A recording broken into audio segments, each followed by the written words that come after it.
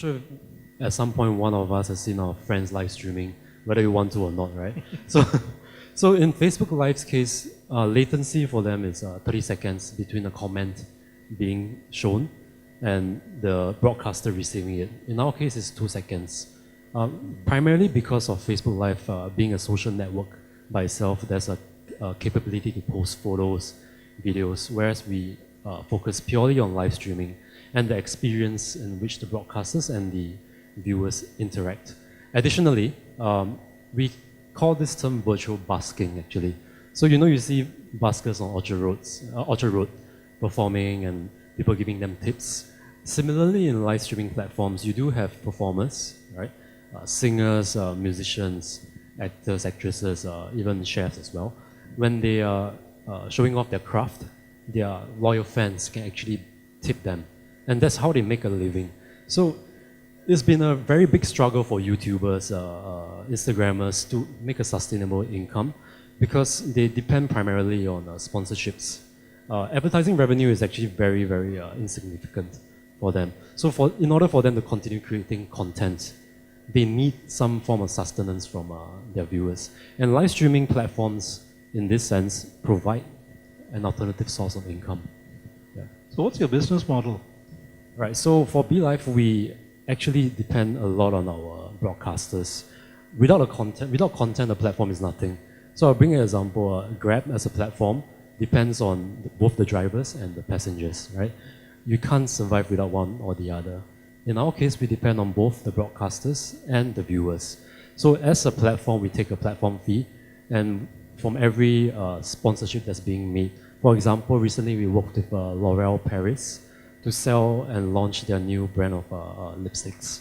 So for every purchase that's being made directly on the live stream, we take a percentage cut from it. And that's our business model, actually. Our plan is to, not really infiltrate, but spread and grow this platform and this technology as wide as possible. So monetization is actually not top of mind at the moment. Growing our viewership is our primary focus. Okay. But there should come a point where sure, the numbers should make sense on both sides, right? Sure. Large so I'm hoping it doesn't come too soon. You don't want it to yeah, soon? No, because when you start to monetize, you actually have to compromise on a lot of values on how your platform works, right? You need to start having sponsored messages. Streamers like June won't be as authentic anymore. They'll have to talk about products, right, June? Yeah. Yeah, so it's a very fine balance, right? If you bring in sponsorships, viewers will catch on. It's not impossible. You have to do it in the right setting, in the right way.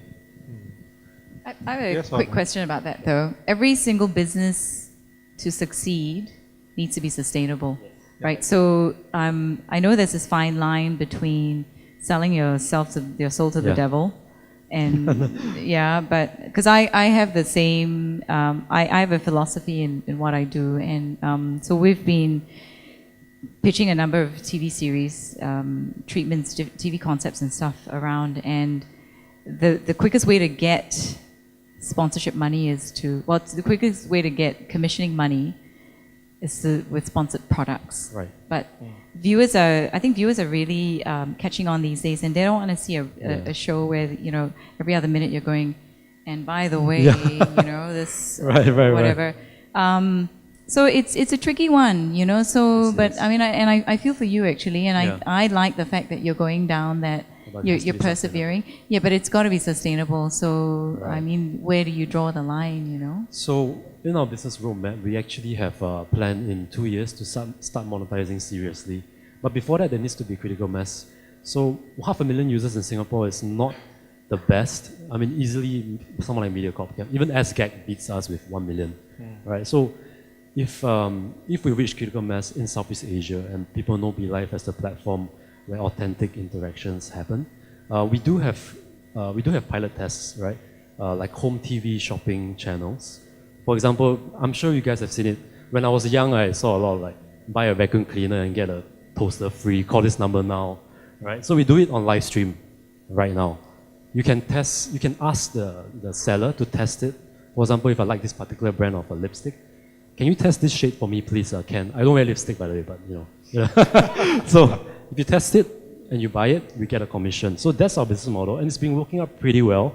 Obviously, it's not going to be in the millions like until it hits critical mass. But then again, it's going to be very profitable if we manage to snag the right sponsors, the right viewer audience. Yeah. To grow to a certain level, you need personalities because, as I said just now, technology can only boost your profile that much. You need someone with reach, influencers, celebrities, obviously. For example, I'm sure if Audra live streams, there'll be tons of people watching her. For example, right? So this is the connections we need to make. These are the people we need to work with, television stations, for example. So MediaCorp has a small investment in us. We are still privately owned, but that gives us access to a lot of their network, the networks basically. Yeah. Do you see a different profile coming onto social media now? That they've had a few years of the Facebook and the Instagrams and the like.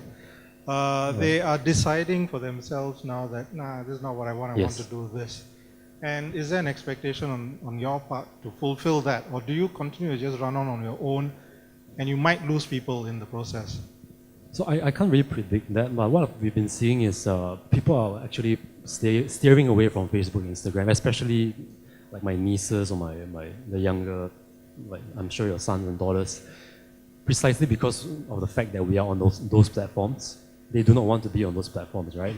So they choose Snapchat. They choose Snapchat, right? They choose TikTok. They choose Douyin. These platforms are private in a way. So live streaming is actually part of that new wave where people of my age, I'm 30 plus by the way, we don't know of these platforms because they are really new wave, and that is what the young generation like. And we see a different profile adopting these apps. What do you see on the horizon coming up as a significant social media platform? Right, so obviously coming from live streaming, I'll sell a little bit as well. No, but authenticity, I'm not going to sell, I'm just saying authentic interactions is going to be the key, right? So people who are, if you can talk to someone like, you can talk to us directly here using the app. If we are live streaming now, we reply to you directly. You feel like you're part of the conversation, you feel like you're part of the family. And that's what I think is going to catch on, be it live streaming, be it live commenting. Yeah. I reckon I might start doing live cooking classes through Be Live, right? Yeah, you should. Yeah. 10%. You can pay me later. Yeah, of course. Work something out. That's the new revenue model. I know.